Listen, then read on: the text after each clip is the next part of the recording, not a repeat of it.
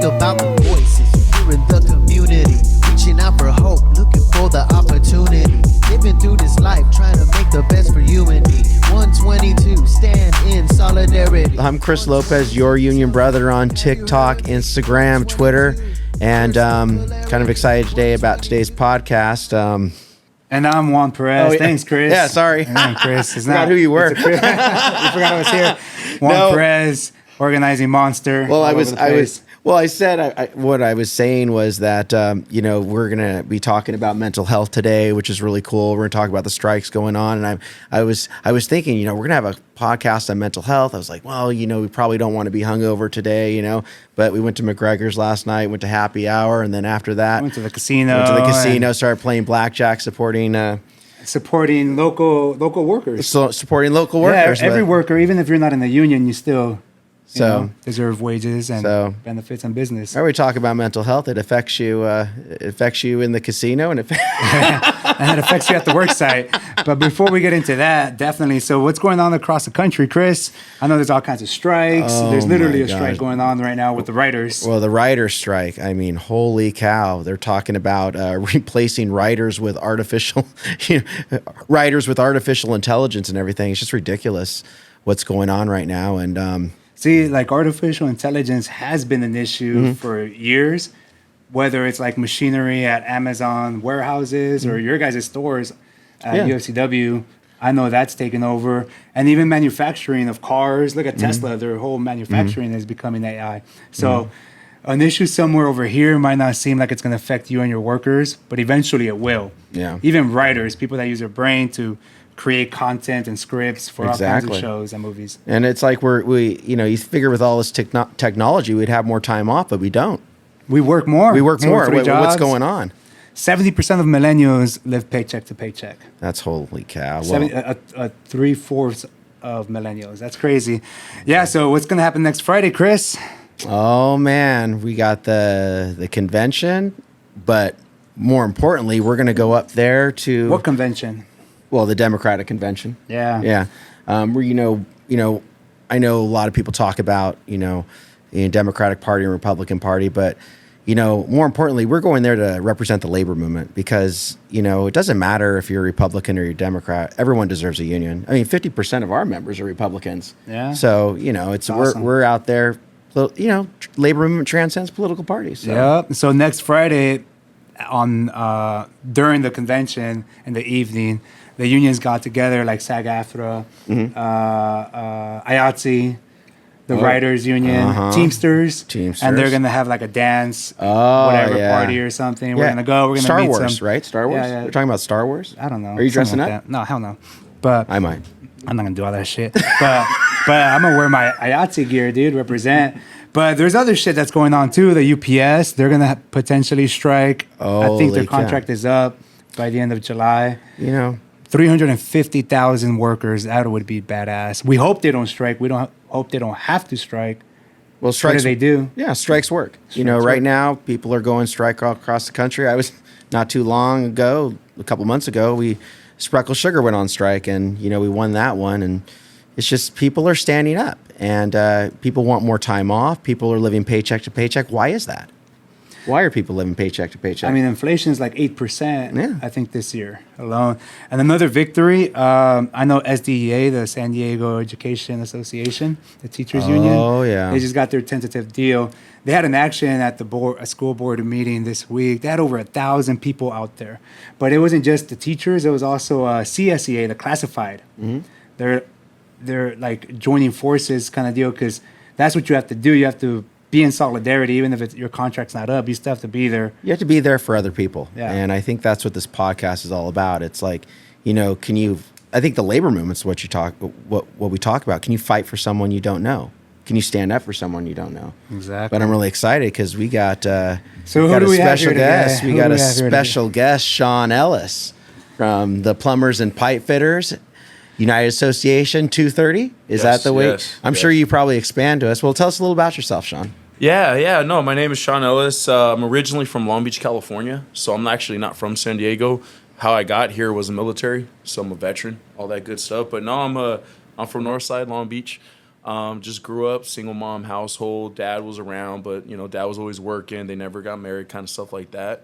And I escaped Long Beach by going to the military, and so I settled in Vista, California, and never left. So it's pretty cool up there. And we love San Diego. So I represent now. Currently, I'm a organizer with the United Association Local Union 230. I also work for District Council, and as an organizer, we're tasked out internationally as well to help the organizing efforts of our organization, all that good stuff. And I represent about 2,500 members and growing. We're probably the fastest growing building trade affiliate, I would say. Hell yeah. Just because of the nature of our work, and we're getting after it. And I said plumbers plumbers and pipe fitters, but we got steam. I mean, we're the going. United Association. So we originally were a plumbers union, right? But back in the olden days in Boston, New York, Chicago, and on the East Coast, you had other unions called gas fitters. You had pipe fitters, storm drain fitters. You had sprinkler fitters. Anything with pipe, they had their own union. And basically, we had a real strong general president that came to power, was able to unite all those unions. I mean, you're talking about the 1800s, right? Mm-hmm. And we're able to unite all of them to the United Association. That's where that term comes from. We united, the pipe trades united. Mm-hmm. And, ever since then, we've been around since October 11th, 1889. And we're growing fast. We love it. So, I mean, the UA, you're going to cover everything from your plumber that puts in your toilet, to a pipe fitter and a steam fitter that builds a power plant, or does the heating and cooling of a large-scale building. Sprinkler fitter will be the fire suppression. HVAC, so heating, ventilation, air conditioning, refrigeration. We're the ones that put up the air conditioning, run the line sets, refrigeration, stuff like that, or those trucks that you drive, the white glove guys kind of stuff, where we go into your house and we'll do everything from your AC unit, rebuild it, whatever it is, service it, to plumbing service, to stormwater, pipeline work, natural gas, refineries, hydrogen, nuclear energy. I mean, so when you look at the UA, we're broad, and that's why I'm passionate about it, because you can choose what you want to do. As long as it's piping, right? And you're a professional at it. So. Yeah, definitely. Yeah. That's awesome. But real quick, Sean, because we're just getting to know each other. And learning about you. You have a badass backstory. Yeah. Like how you came up, and how did you end up here? Like, you said you grew up in Long Beach. You joined the military. Yeah. What did you join? Oh, all right. I'm 100 with you. I mean, let's just open it up. I'm a 100 person. Yeah. You know what I mean? I grew up in a cool family. We struggled a little bit, like every family where I grew up in Long Beach, Carson area. It's kind of where I shared both of my time. Mom and dad, separated, like unfortunately a lot of families do. And, dad was very different than my mom. Or my mom was like a progressive hippie. Yeah. And my dad was a working man that worked, ran telecommunication lines, stuff like that. And so, we struggled like a lot of families did. And, as we were growing up, I was surrounded by gangs. I mean, I'll tell you what it is. It's Keystone Barrio. That was the Mexican gang. Yeah. Down the street, we had SOS, Sons of Sambo and Crip gang. Dang. It's called Park Piru. You know what I mean? And I knew the boundaries. I knew where to go and where not to go. Mm-hmm. But it was like, I learned a lot out there. You feel me? Like I learned how to act. I learned how to be respectful, how to be humble, how to carry myself, without a dad. And, when I was young, what kept me out of the gangs and all that was, I saw the homie get killed. I saw, I had a cousin get smoked up, and I just saw bad stuff in the neighborhood, and I wasn't trying to do that. I like to swim. I like to surf. Mm-hmm. Like I was trying to chill. And so long story short, I read a lot into history. I was kind of like a dork, man. Yeah, like I always tell people, hopefully nobody gets offended, but I was low key like I played football. I hid in sports. I like to compete. I like to work out. I like to swim. I like to play football, everything, baseball. But I loved history. Like I was a kid that was reading about Mussolini, reading about George Washington, reading about, what governments are, what was the Magna Carta and how did that impact the Constitution? Yeah. You know what I mean? Weird stuff. I was just into that, man. I was just like, that's cool. You know what I mean? Yeah. Why did they assassinate Kennedy? All that kind of stuff. So low key, I always tell my wife, when she hears this, she's going to be like, I can't believe you're admitting this to everybody, but I'm just going to be real about it. Right. Yeah. I was always into politics and I was always into military history, stuff like that. So 18 came around, 17 actually. I couldn't wait to sign up for the Marine Corps. I was out. I wanted to get out. I wanted to get away from Long Beach, Carson area. I wanted to see the world. I wanted to go join. And a good friend of mine, Alex Carrillo, was killed in Fallujah. And so I was like, all right, we're going to get it. You know what I mean? It wasn't everybody says like, I want to serve my country. Mm-hmm. No, I was trying to escape. I was trying to get up away from my family, kind of like reinvent myself. you know, whatever. Got into the Marine Corps 4.5 years in, infantryman, 2nd Battalion, 4th Marines Echo Company. Very proud of that. Been to 17 countries, give or take. And just seeing the whole world kind of for what it is. And it was eye-opener, bro, because it was like I had my opinion about LA and who I was and how I am. Then you go in the Marine Corps and that shit's like, boom, and throws you out there. Yeah. And now you're like a whole different person. And you still have that like remnants of who I was. You know what I mean? From the neighborhood, like, you know, what's cracking, dog? You don't push me, but I'm not going to disrespect. But now I'm a Marine. Now I'm taught to be an infantryman of all that. I mean, you're in, you know what's up with that. Yeah. So they put me up in San Miguel, you know what I mean? San Mateo, California. And I started training, whatever, 17 countries, and I saw the world. And that's when I realized, like, oh, wow, that's a different religion, different culture, different people, et cetera, whatever. Making friends, relationships, whatever, kind of builds who you are, you know what I mean? Yeah. And then I was about ready to get out, you know, 100. And I'll lead this, hopefully I'm not talking too much, but I'll lead this into the UA. Is I did 4.5 years as an infantryman, you know what I mean? And I was no different than everybody else. I got in trouble in the Marine Corps like everybody else.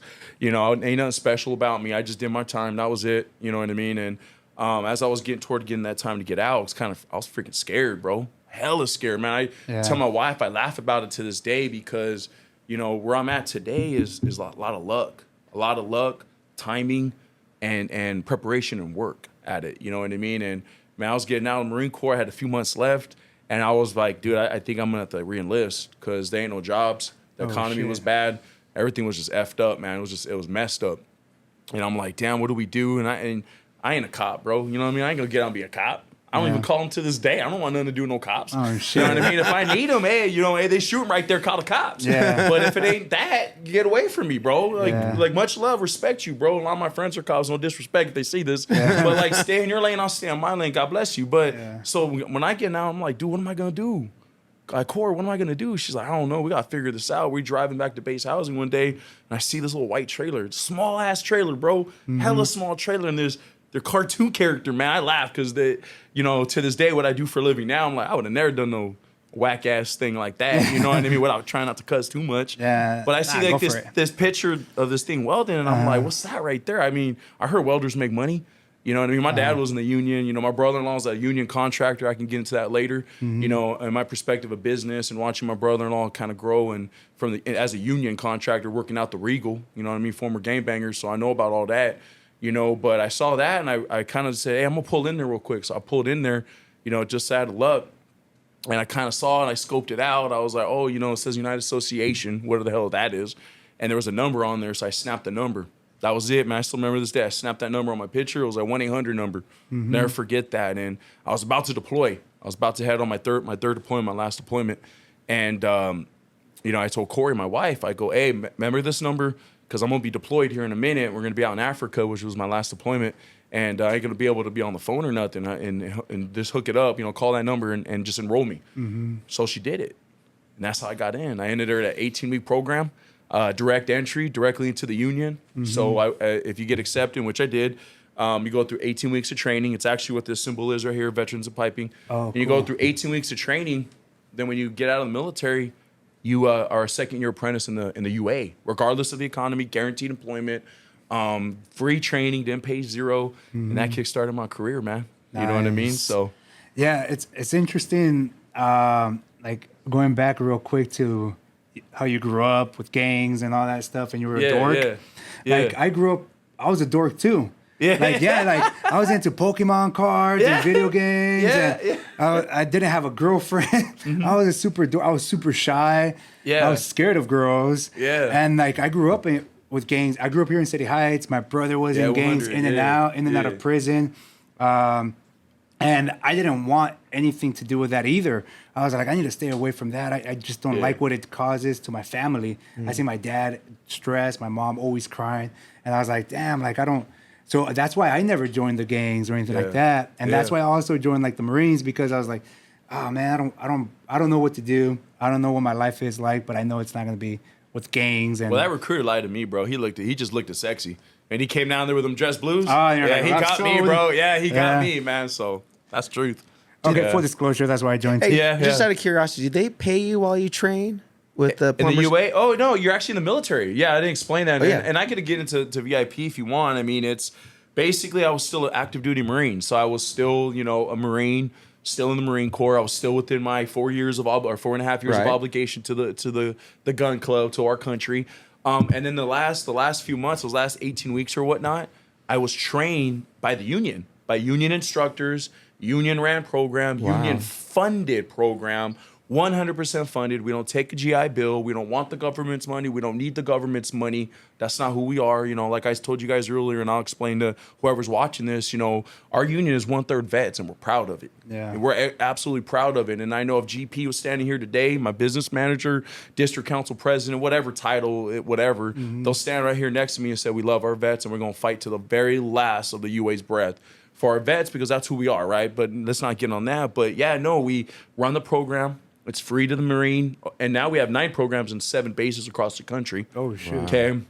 And we'll lead us into mental health because we've spearheaded mental health within our own organization internationally, right? So we'll get to that later. But no, it was free. I didn't spend anything. They gave me a welding hood. They gave me everything I needed. I just had to show up and say, look, I'm a good Marine. I'm in good standing, whatever. I'm not in trouble. I have good pros and cons. And I just had to show up and work for 18 weeks.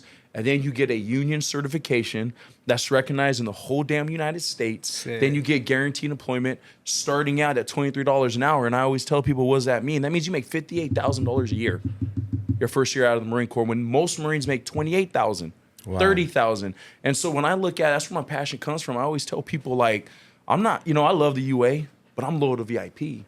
And I'm loyal now to the UA because you created VIP. Because what would I have done if I got out? Man, I don't freaking know.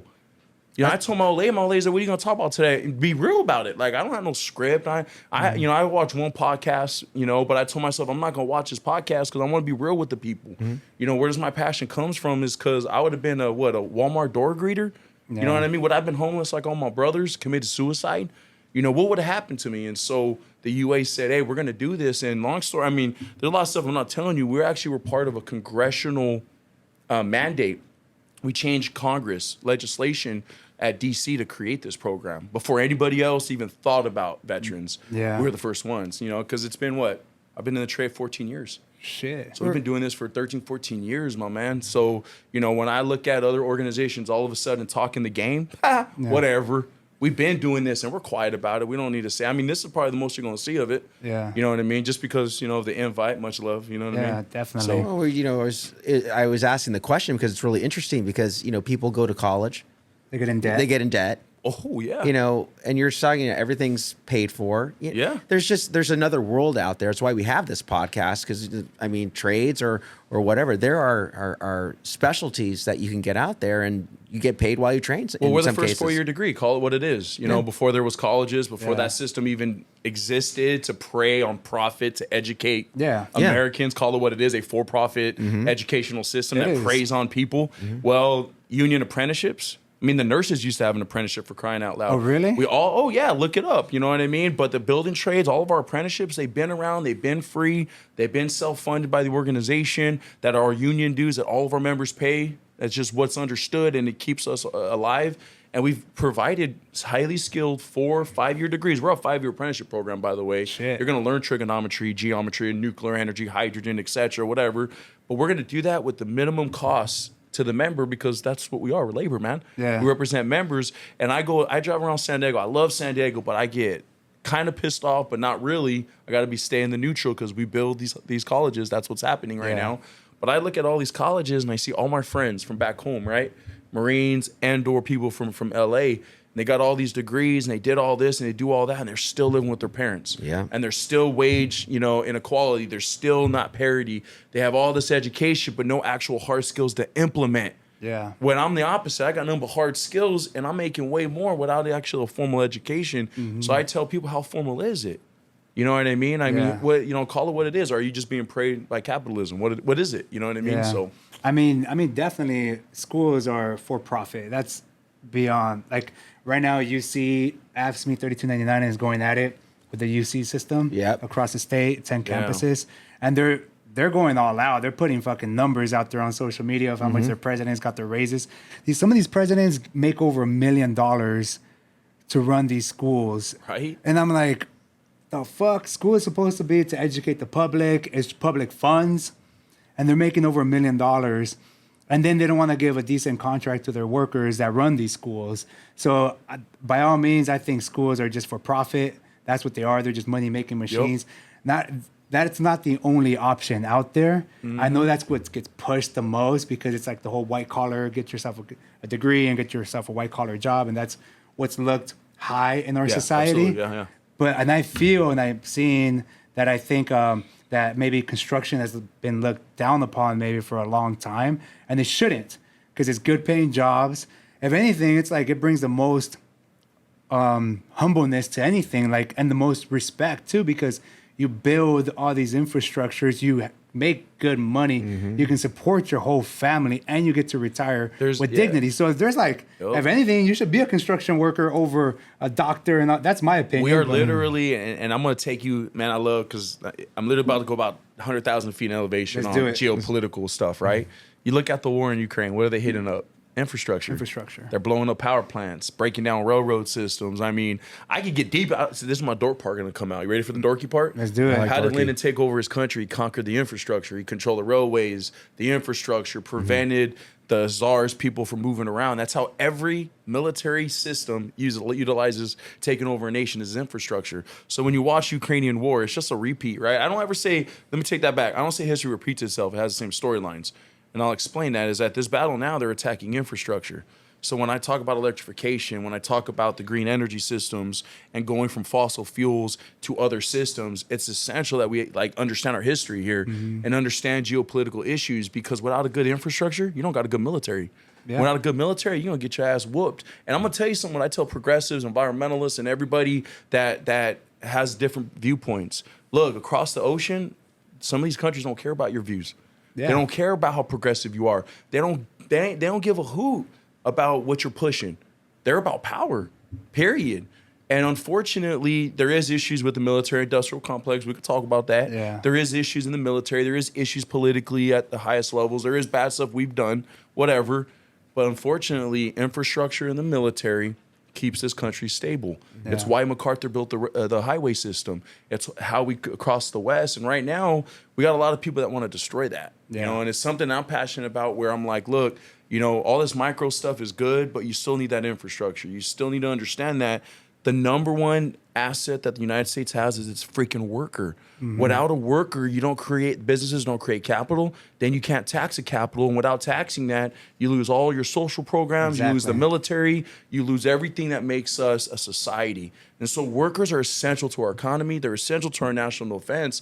And I might be the only 35-year-old that's so passionate about it. But when I go out and organize and I see workers out there with no dignity, no pride, and don't really understand that, hey, bro, you're putting in a storm drain line that takes nasty, disgusting water back out to a treatment plant to then be converted into something else. You're protecting the health of your community, bro. Yeah. And just because you ain't out there with a college degree, you don't wear a suit, and you ain't one of these politicians hooting and hollering about themselves and what they've done, you're the one that's doing the work. And I'm not afraid to say that to a politician. I'm not afraid to say it to anybody, because my guys, my brothers and sisters, and my journey workers are out there building America, and they don't got time to play the politics game. Yeah. You know, they out there working, and I'm sick and tired of people saying one thing, doing another, you know, all that shit. You know what I mean? So that's how I look at it. That's where we're going as a union. And, you know, I believe in every industry should have the opportunity to organize so they have dignity. I mean, you were at that damn Chula Vista. I mean, you saw how we all had to fire off on this. You know what I mean? Yeah. Put McCann in his, make sure he heard us. Yeah. You know, no disrespect to McCann. Kitchen table economics. 100. Kitchen table economics. I mean, at the end of the day, you know, people need to make a living. And when you're able to pay your rent, you're able to, you know, you contribute to the economy as a worker. I mean, that's how what makes everything go around. Period. Yeah, I mean, why do you think strikes work? Oh, man. When workers decide to not work, then all of a sudden the bosses are like, okay, we're in producing. Then they come to the table because that's their point, is to produce and make profit. So the workers make the profit. That's it. It's just like the workers are the B side of it. So, but yeah, me and Chris are always big on kitchen table economics. We always say that there on this podcast. I know you kind of bread and butter, baby. Bread and butter, because if you can't pay your rent, I don't give a fuck about anything else. Bro, That's it. That's it. Yeah. If you're gonna get kicked out to the street the next week, I guarantee you don't care about a street name. Yeah. Like, your feelings, look, man, your feelings are your feelings, and I'm not trying to be rude to anybody that that, you know, gets very passionate about what they do. You know what I mean? But I've been on the side where everybody attacks me. Exactly. Right? And where I'm sitting there saying, hey, the loss of natural gas hurts my plumbers. We put that in. And everybody's like, well, you need to relearn a whole different trade. Yeah. What? That means we die, man. That means our union ceased to exist. Yeah. And, you know, that means that's the end of us. And I've been on the other side, and they didn't care about our feelings. Yeah. So that's why I'm going to say it exactly how I'm going to say it today. I go, look, you can't pay your rent. I don't care how liberal, conservative, or moderate you are, socialist, Democratic Socialist, Republican, conservative, monarchist, I don't care. If you can't survive and pay your rent, it's called Maslow's pyramid hierarchy of needs, right? If you can't sustain the very basic foundation of human life, it doesn't really matter. You're going to do whatever you can to survive. It's why all these great people trying to come up to our country and change their life, that's why they're doing it. It's because their country has been corrupted.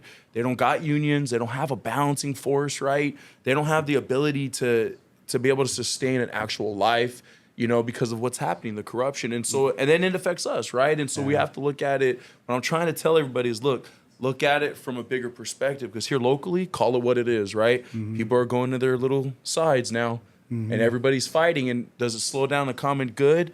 I believe it does, because what some people think are the good is destroying others. And, man, that's manipulation. That ain't leadership, bro. Call it what it is. You know what I mean? So that's our thing, like solidarity. I know. That's our thing. Like, that's our whole like platform or theme of this podcast. And I think that word is labor. That's what that's a synonym to labor. There is no labor movement without solidarity. Right. Solidarity is like the cornerstone. Yeah. So when these leaders try to divide us on some of these issues here and there, I think it's on purpose kind of deal, so that you don't really get to the bread and butter. You just get caught up on these, hey, check it out. Like a magician, he distracts you over here, but in reality, he doesn't want you to pay attention over here where the trick is being made. So that's why we always stick to bread and butter and kitchen table economics, because if we go back to that, it'll solve other issues with it. Well, people are complaining about the unhoused, the homeless problem, or whatever you want to call it. Well, 70% of Americans are living paycheck to paycheck. 100%. Exactly. Okay, the labor movement is going to lift up everyone. And, you know, like I said on a previous podcast, you know, if you're not advocating for the labor movement, then you really don't want to solve the homeless problem. But you're not an American. I mean, call it what it is. I mean, if you look at, you know, as labor, I mean, we have labor movement is so diverse. It is America. It is what it is. I mean, we have everything in our union. I'll call it what it is. I got Trumplicans. I got progressives. I got LGBTQI+. I got veterans, Catholic fathers, soccer dads, baseball coaches. You know, we got it all. We got the whole litany. And what I tell people, I go, a lot of times labor, and I'm going to speak for us, you know what I mean? Because I'm not here to disrespect nobody unless they're right here to want to debate. They want to debate, we'll do it, you know what I mean? But since they ain't here to defend themselves, I ain't going to call nobody out. But I'm going to say for our organization is, for a long time, we always thought it had to be this way. Like, these are the guys that are allies. It has to be this way. But what happens was we were so fucking successful at this way, they became the majority of everything. And now they don't need us no more. Now they got this power, and other groups within that movement who are very different than us, but we still have common goals, call it what it is, because that's what solidarity is. We still share about 90% of shared values, but now we're starting to see that when it comes to our particular niche and what we are as an organization, as a family, you know, we're starting to see people drift away. I mean, let's talk about coal miners, right? Everybody just, you know, they just beat on coal miners, destroying the earth, blah, blah, blah. Man, they built the labor movement, for crying out loud. Trumka was a coal miner. And I'm sitting here like, you guys are just disrespecting these folks. And I don't care. I get it. Coal's bad. And I could debate till the cows come home about clean energy with coal. You can do it. And how thorium comes from coal, and we can make nuclear material from coal using enhanced recycle technology, and how we can close loop it and make it green and create more power than you've ever seen. And I'll laugh at a solar panel, call it what it is, right?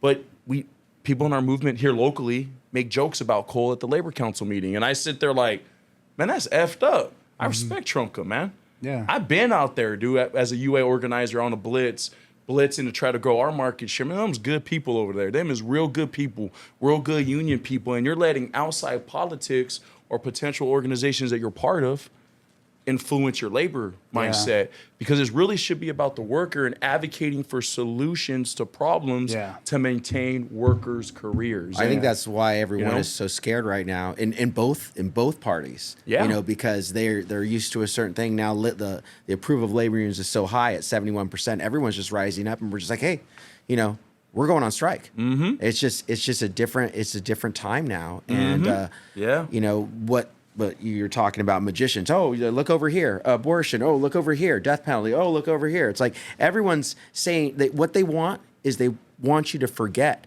that you can't pay your rent. Right. They want you to forget. You know, they want you to forget how much things cost. Because, and then, you know, I mean, what happened? Did they raise the Social Security age? Right? 2 years? I mean, 2 years. 2 years. It's like 67 to 70, I think. 67. They tried to do that in France. What happened? They're burning the country down. They're burning the country down. I mean, and check this out, right? I mean, we just talked about, you said earlier, half your union is Republican, 50%, right? Yeah. And I would say maybe a little bit over half of my union is Republican. I'll call it what it is. And because, you know, we build pipelines. And guess who's always talking about pipelines? Republicans, right? Yeah. And so really at the end of the day, you know, what I'm telling people is you're getting, like, I'll have a member come up to me and go, Sean, look at abortion. Hey, whoa, buddy. Yeah, Calm exactly. yourself down. I go, brother, stop. Does that affect your paycheck? And he goes, well, no, but we shouldn't be behind. I hear what you're saying, and we will adjust who we're behind. If social issues are now becoming an issue for our members, right? So I always teach the members, you need to vote based on your paycheck, man. And then all that personal stuff, how you feel about pro-life or pro-choice, whatever it is, that's not our business. As a union, that's not my business. I'm not here to tell you how to live your life or how to treat people. That's you, man. Yeah. My job is to protect your conditions on a job site and organize the unorganized within the piping industry, period. And then we will go out to the community. We will attract communities of interest, of vulnerability. I mean, they call it a vulnerability. Homie, I lived in the ghetto. I was never vulnerable. Trust and believe me. Yeah, that's what I'm saying. These damn council members that be on this damn dais talking about vulnerable communities. Yeah. You come to my community, you're vulnerable. Not me. Yeah. I was never vulnerable. We just didn't have industry. Call it what it is. We didn't have industry and opportunity in that industry. And so that's what I do as an organizer. I'm a Pacific Islander. I'm going to go out to those communities and organize. But in order to organize and to grow those communities, I need projects. And don't sit there and tell me other groups ain't trying to stop progress and building, right? And that's where I always get passionate about is like a lot of people are saying a lot of cool stuff, but then around the corner, you're doing something else with different organizations. The dirt of politics becomes the issue with me. And, you know, as far as I'm concerned, you know, we're going to try to push for projects and organizing people unorganized, you know, and go from there, you know? I think it's the worst thing when people kind of go after either party. They go after the Democratic Party, they go after the Republican Party. Yeah. You know, some people are proud to be a Republican. Some people are proud to be a Democrat. Some people are proud to be an independent, you know?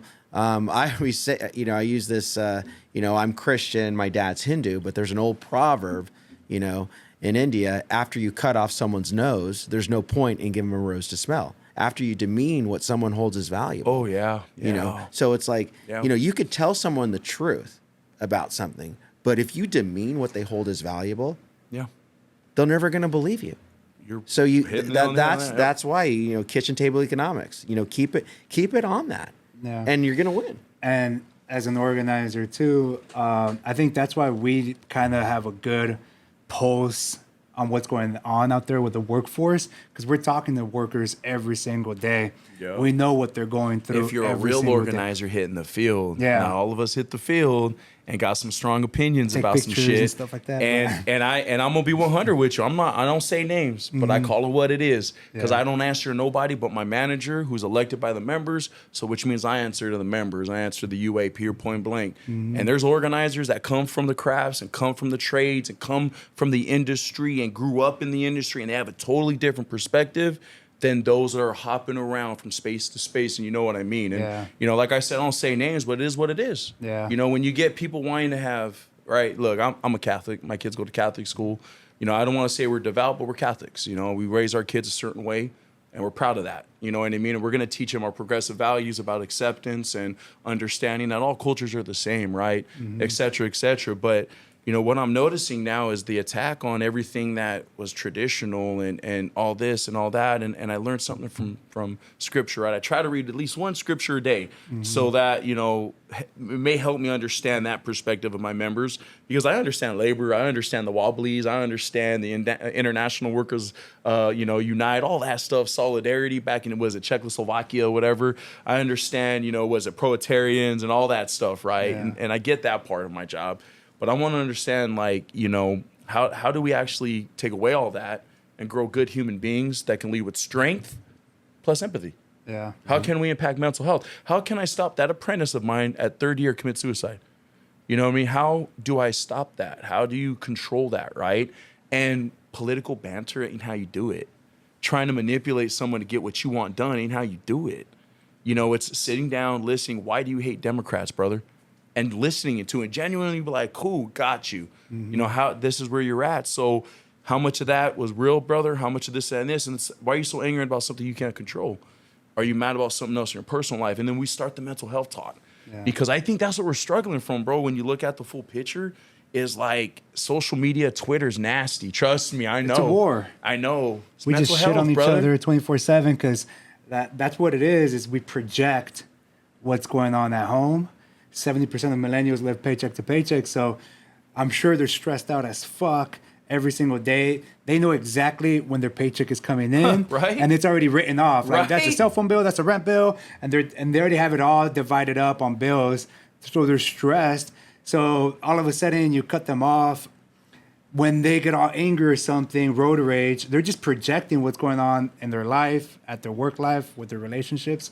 And I think it stems back to the workplace, because if you're not making enough money, that impacts your whole life, your whole day, and then you project everything onto others, and that's where the Twitter comes in and social media. We grew up broke, right? Yeah, we're broke. We both grew up broke. I remember when mom and dad had their issues, we went from middle class to hella poor, right? Straight up. And when I got married to my wife, we had our own thing, and we both ran away from home at 18. I remember, she's going to be so mad when she sees this. I'm about to tell you guys a story about our family. And we bought our first groceries as I was a PFC. Ship. Yeah, private first class in the Marine Corps. We're living on base housing because I couldn't afford shit, right? I'll say it right now. We was broke. We had $700 left in our bank account, and we had to buy groceries, and we spent like $300, and I may be off on the numbers. But then we went from, 300, we had to spend $300, and that's all we had left was this little chunk, and we cried. It was like, dude, we're serving our country. We ain't getting paid nothing. And it was one of those things where, like, I remember that when I lead, man, when I go out there and, because now it's not like that for me. You know what I mean? I make real good money as an industrial steam fitter, real good money. And as an organizer, I make good money. And so I have that lifestyle now, right? But that's fake. That's fake. That ain't reality. That was through hard work, timing, luck, preparation. That's what luck is. Hard work and preparation meet. You lucky, and you just had an opportunity. So that's not my reality. My reality is homeboy in Long Beach. You know what I mean? Back when, my dad was always working. My mom was always working. So I was always in the street. You know what I mean? Yeah, I didn't gangbang because I wasn't trying to get caught up by Deputy Rezac. I still remember that crazy dude, right? So I wasn't trying to get caught up, but I had to kind of like raise myself. And I go out here and I look at what's happening in San Diego because this is my home now, right? And even though I live in the north, San Diego's still where my members are, still where a lot of my folks are. And I look, I got my members working 24/7. And we make good money just to make ends meet on their mortgage. Then I go and talk to other people in the labor movement. And a lot of labor people are renters. And then, because I wanted to know why labor was getting behind the tenants' rights ordinance, right? I wanted to know because I'm not educated on that part. And so I met with folks that honestly, their labor movement, they don't get as much. They don't get paid as much as our labor movement. And that's a real thing, right? Building trades, we're high paid. Yeah. While a lot of the labor movement is still grinding and struggling to have a good middle-class job. And so in a lot of ways, you got to go back and understand, like, why are we pushing tenant rights ordinance? And it made sense.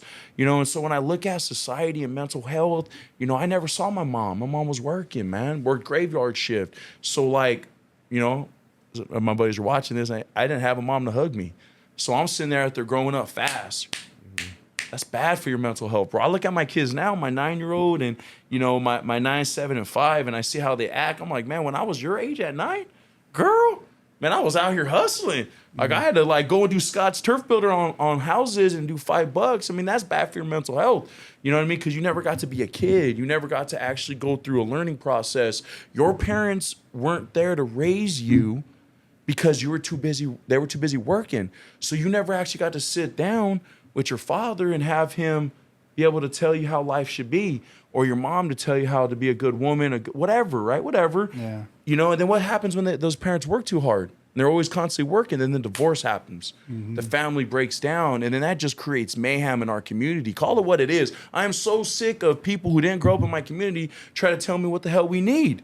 No, what we need are families, man. We need good union jobs. And I know jobs where you make $25, $26 an hour. I'm talking about high-paid jobs to keep fathers at home, or at least have that family model to where you can have time with your kids. But the true reality is this. We regulate the economy. There's everything's so expensive. You got capitalists trying to make money. You know, every time regulation goes up, capitalists raise up their prices on everything, which caused the cost of living to go out of freaking through the roof, right?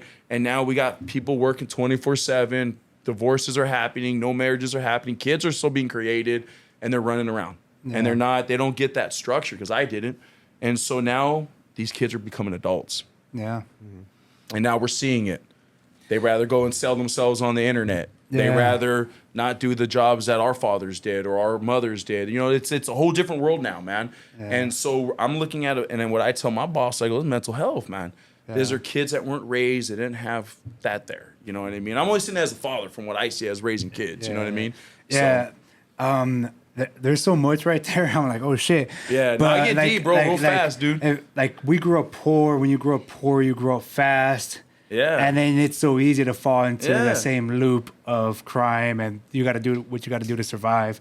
But I feel like when I joined the Marines, it did give me, we talked about this earlier before we started shooting, that kind of confidence, and that structure. Yeah. I think that we all need. We all need structure. We all need some kind of love. Yeah. That's why people join gangs, because they look for that 100. Love where they can't find it at home. What do you think the Marine Corps is? That's what the Marine Corps is, and that's what gangs are. But that, though, gives you infrastructure. And you talked about infrastructure, like with buildings and physical buildings. But this is like infrastructure in your head. And your mindset. And when your mindset, and you need that structure. So I think when I came to labor, that's when I really got that infrastructure like totaled out. Well, think about Corporal's Creed. Think about your Corporal's Creed. Yeah. To be a Marine, to be emulated. Yeah. Second to none, right? Those are mental structures. Yeah. Yeah. And then, but then still people fall off of that. You can learn all that. We did, and we're good. We're like union organizers. We're doing well. We own our homes. We have a good family that supports us. But still, people fall out. They still commit suicide. You know, that still have the same pathways as us. So what's going on? And let's jump into that. That's the culture. I mean, I was with 2nd Battalion, 4th Marines Echo Company. We're a very proud unit, historically decorated 5th Marines. That's all I'm going to say about that. You know what I mean? If any of my Marine Corps buddies ever watch this, I mean, they know what's up. Yeah. All right, we're a good unit. We're decorated, all that. But we had a culture, man. We weren't soft. That just wasn't us. You know, when Sergeant Mooney, we love him. Guy's a badass sergeant. Hey, man, tuck it up, suck it in, square it up. Ain't got time for that. We got to push. That was it, man. Whether it was training, whether it was deployment, going downrange, whatever it was, right? Marines are taught, soldiers, sailors, airmen, whatever. I mean, we can make jokes about other branches. Nah. I would love to do that, but whatever. Force. Yeah, right? My brother was in the Air Force. You know, but in the Marine Corps, and I'll speak for that, is like we were raised kind of as young men to like suck it up, man. Like the Marines that came before you went through were shit, so push. And that's just how it was. And as man, you're like, yeah, I ain't gonna be weak, fool. I ain't gonna be the first one that taps on this. And so you do that for 4 years, and all of a sudden you go out to the world. And I'm gonna tell you exactly what happened to me. I went out to the world, I fucking hated everybody. I don't care who sees, I fucking hated everybody. You didn't do nowhere near what I did in the Marine Corps. You didn't struggle like that. You didn't see the suicides in the barracks. You didn't see what I saw. You just didn't. And I don't need to talk about all that, but you didn't see it. And then I go out there and you acting like a tough guy.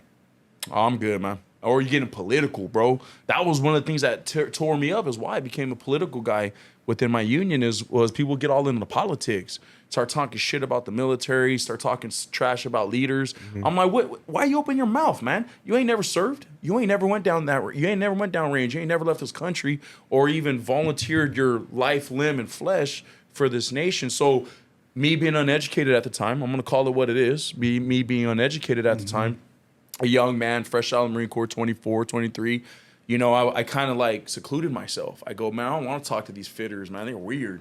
Goofy ass cats, bro. Drinking all the time with their beer bellies, you know, complaining about the mayor. Fucking cares about the mayor, whatever. And so as a young Marine, I just said, as a young Marine vet, I just kind of like secluded myself. And that was the worst thing I ever did. Worst fucking thing I ever did, because I still had to work with these folks. I still had to compete. The trade's about competing, man. Make no mistake about it. We're union, but we compete in the trade. The union don't protect your job in the trade. If you ain't meeting the standard and you ain't making money for the contractor, you're smoked. You're gone. We'll get another one. That's just how the building trades are. We're just there to make sure that these hustlers and hard workers got good conditions, right? But that being said, I still had to compete at high levels. And then I came in as a second year. So I avoided out a whole year. So all the good old boys were like, hell nah. That boy needs to start from the bottom. They didn't care about my military service back then. They were like, hell nah. So they put you through the ringer. But I kept quiet about it, internalized it for years through my apprenticeship. And one night, 2 o'clock in the morning, 1:30 in the morning, it all came to a head. You know what I mean? And, you know, I'm not here to talk too much about what happened that night, but somehow, some way, God bless, the Lord came into my life and he said, no, you're going to change this, whatever it is. Understand that this is temporary. There's always light, whatever it may be. In my own little spiritual way, I got over that. And I've had several nights like that. And I got over that. And then before I knew it, I was a journey worker and I had an opportunity to teach, right? And so I started telling people, it's like, that's the veteran story, man, is that our culture has taught us to protect ourselves, that when your buddy gets smoked in combat, you need to pick up and go because the enemy's still going to fight you. And you got to pick up and go. And so you build that culture of like, I'm going to lock it up. You don't need to hear about what I need to do. And a lot of us are out here existing in the world, man. People don't realize, and I told somebody this at the UA International. We were just, you know, one of those things, you know how seminars are, conventions, you know, at the after hours, and you go out and have a beer or two or wine. And where real work gets done. Right. And I sit there and the guy goes, you know, tell me what motivates you. Like we're building this thing called a leadership council at the UA. I'm not building it. I'm just a voice that gets an opinion about it, right? And, you know, Mr. Ray Boyd, our first African-American training coordinator for the nation, badass, good man, great leader, good Christian man. He comes up to me, goes, Sean, you know, tell me what leaders are. And I go, well, I'm going to tell you real simply put. There's a lot of people in the game, and in the game I mean the labor movement. I go, there's a lot of people in the game that are manipulators. They manipulate people to get to make them do something to get what they need done. You know what I mean? And there's not enough leaders. And I go, a leader is somebody that I'm going to convince you to do something that's for the greater good of you and the organization and your group of folks, because that's what's good for you. And I go, that's what we need in Leadership Council, is that the labor movement, I'm going to call it what it is, for years from all sides of labor and other organizations outside of labor, a lot of manipulators, man. Yeah. And I go, boss man, because we have our issues internationally with Republicans and Democrats, and a lot of our members are pipeliners, very, very Trump supporters, and we got our progressives in New York and all that stuff. And I go, in my opinion, here today, having a glass of wine with you at dinner, sir, my honest opinion is if you really want to bring the workers together, like truly, truly bring them together, you speak about leadership through strength and empathy, and you start with mental health. Because I go, we all talk about veterans' mental health, but the average worker, you ever had a dad yell at you? Ever had a dad throw something at you constantly? That's mental health. That's badgering. Yeah. You know, and that's messing up our guys. I mean, let's talk about drugs, Mr. Boyd, and we got on. And so he started this thing called the Leadership Council, where now apprentices from all over the country come centrally located in Michigan. And I'm one of many speakers who speak about leadership and understanding. Like, I just share my story. Hey, man, like, I almost killed myself several times. And I got through it, got help for it, and I wear it as a badge of honor. I ain't afraid.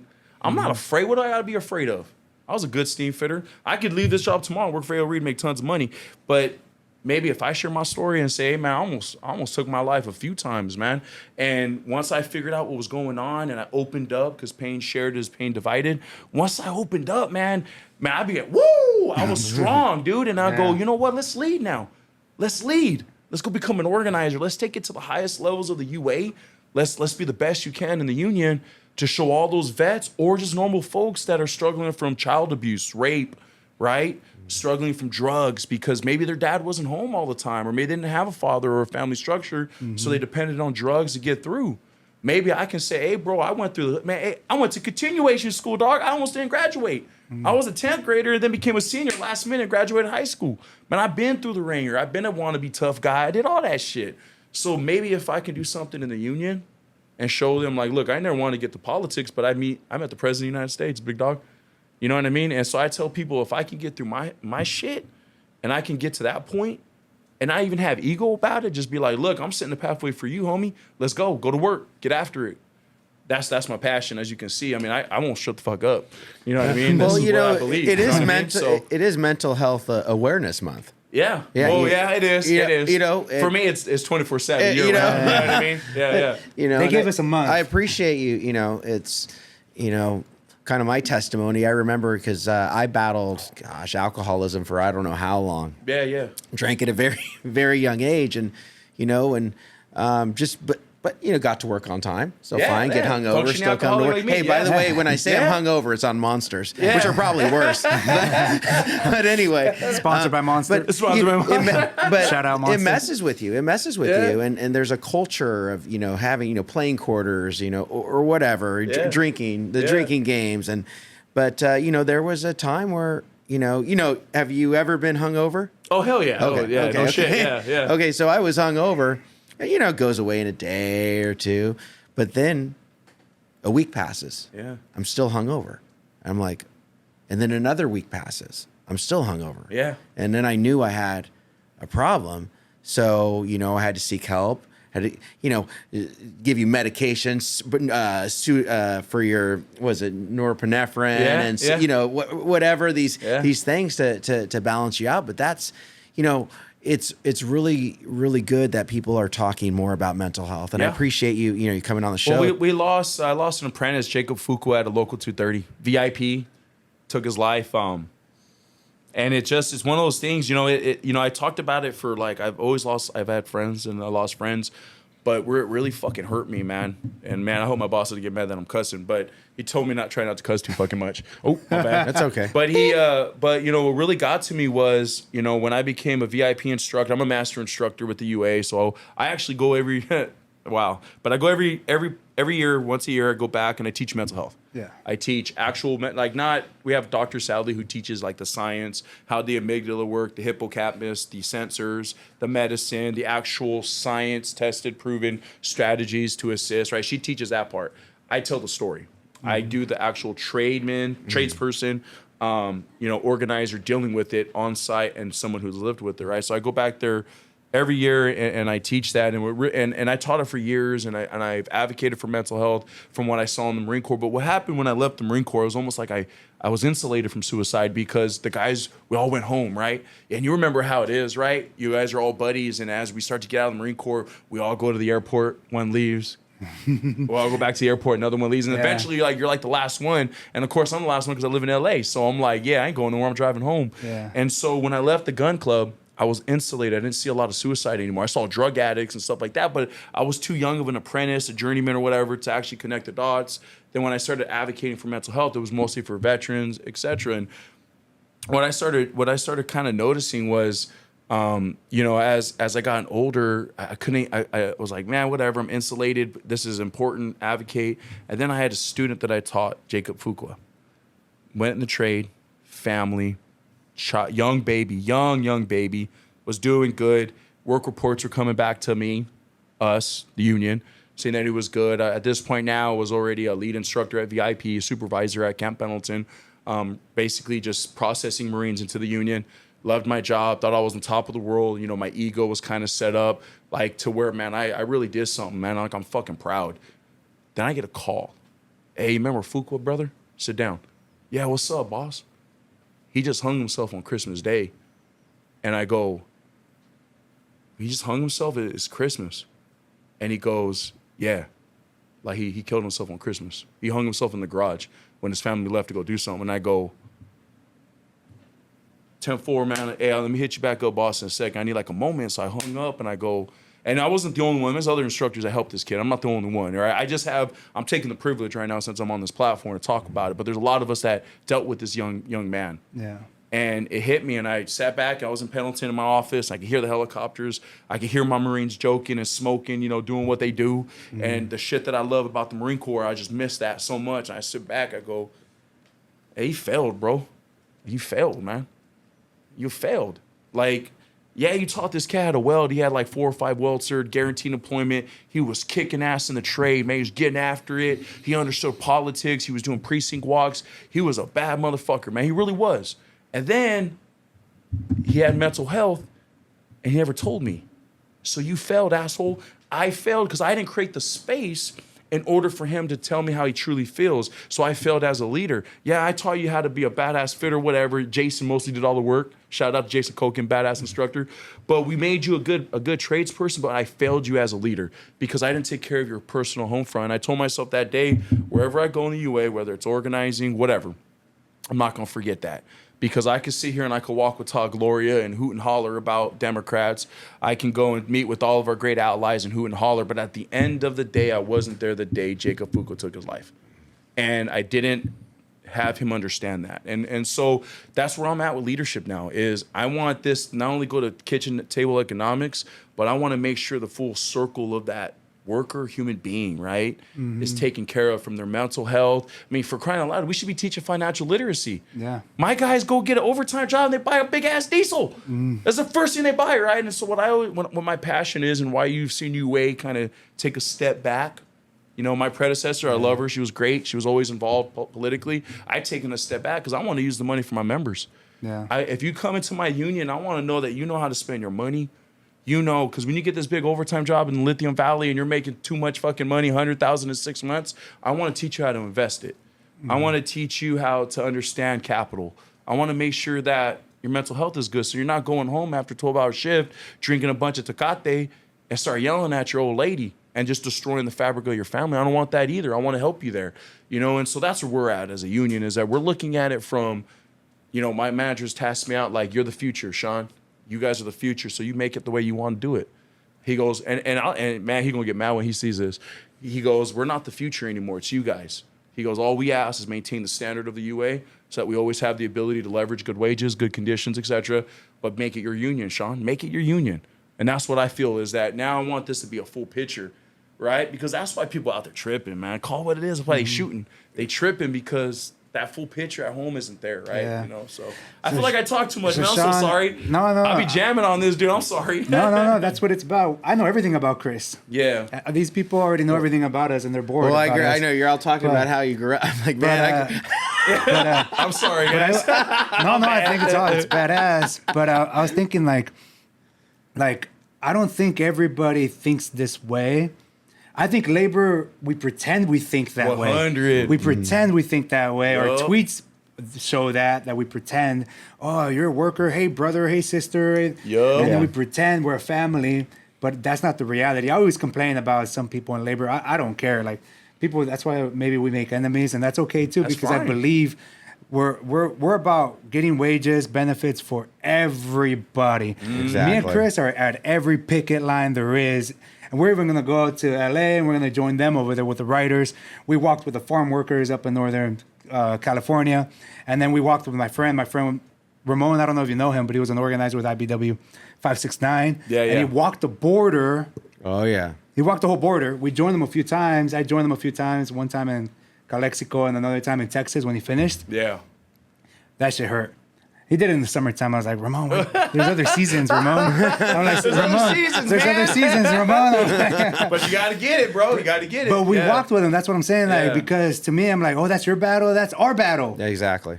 Like, eventually it's going to come to us anyways. Yep. So that's why but everybody pretends they're like that, though. Yep. So I'm like, why do you think you're like that, Sean? Why are you so passionate? Why are you so real? What's right is wrong. Was right is right. What's wrong is wrong. And, I'll tell everybody like this, and I don't know how this is going to be taken, people who don't know me, but I don't really give a fuck. I'm going to be real with you, is we're adversaries until we sign on the dotted line on something. Like, at the end of the day, man, I've been lied to. I've been wronged in this game. I mean, I'll be real right now. I mean, I've had people in the labor movement tell me one thing, and then when it came time to adjust something, they didn't. And I'm like, for real? Man, that's how you feel? Or you ain't going to say nothing when they steal that work? And then I make a phone call to a politician as my friend, and you don't react, all right, what's wrong is wrong, what's right is right. And you know what? It's okay to be in my lane. You know why? Ain't no traffic there, man. Shout out to Nipsey Hussle, rest his soul. Oh, shit. Ain't no traffic in that lane, and that's okay. I don't need to be liked. That's not how I was raised. I wasn't raised, I'm about to get passionate because I wasn't raised to be liked. I don't want to be liked. Man, I was doubted everywhere I've been, man.